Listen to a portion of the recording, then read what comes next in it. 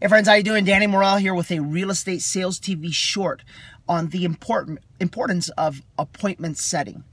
For those of you that are looking to break through in your career, and for those of you that are looking to increase your sales performance by 30, 40, 50, 60, 70%, one of the key things that you've got to do is you've got to learn how to increase the amount of appointments that you go on per week by 30, 40, 50, 60, 70%.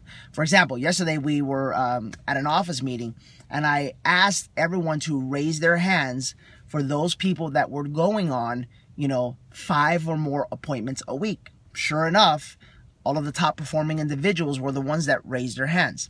And I wanted to talk to you about that. There's a couple of things that I want you to start working on that will drastically improve your efficiency and drastically improve your ability to take sales and listings.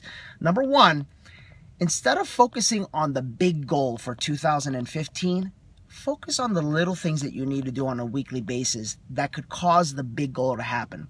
For example, the main question you should be asking yourself right now is, how many appointments do I have to be on per week in order to accomplish my goal? And the way you do that, guys, is that you figure out how many appointments it takes for you to convert into an actual sale or a listing. Okay. The reason why I bring this up is because for those of you that know my story, my first year of the business, I was able to close 28 transactions.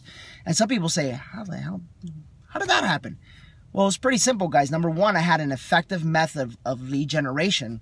And then number two, I would look at my calendar every single week and every single weekend. And that was the big key for me. And I would look at it and I would say, okay, how many appointments do I have set? And how many appointments do I need to have set in order to accomplish my goal? So for example, when I first got started, Saturdays was like a big day for me. So I would start off Saturdays with my first appointment at 9 o'clock. And then I would rush to the next one at 10:30 to 11. And then I would go to my next one at 12:30. I would go to the next one at 3. And then I would do another one at 6. Okay?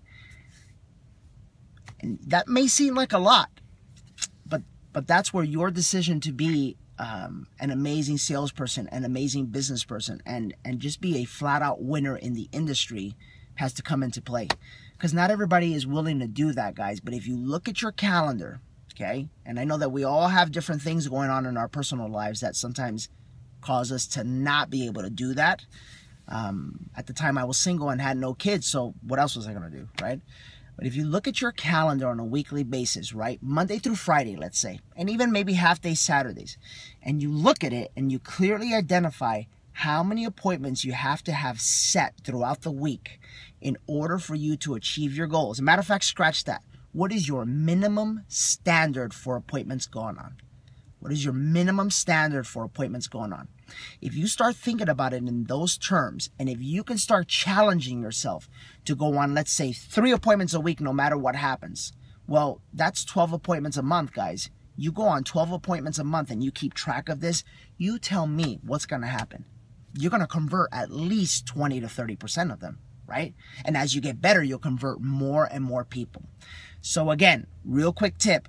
On your calendar in iCal or Outlook or whatever it is you do, create a calendar for appointments gone on. Make that calendar the color red. So that this way when you look at your week and you look at your Saturday, if that's what you're working on right now, you can see the amount of red squares and the amount of red appointments that you need very clearly and very easily. And you will be easily able to determine if you're on track to hit your minimum standards for appointments. And if you're off track, you can make a quick adjustment, which is a lot better than what happens to most real estate salespeople. A year later, they're wondering, what the heck happened? Hopefully this was helpful. If it was, post your comments, concerns, and questions down below on the YouTube link. And once again, this was Danny Morrell with Real Estate Sales TV. Have a phenomenal weekend, guys. We'll talk to you soon. Bye-bye.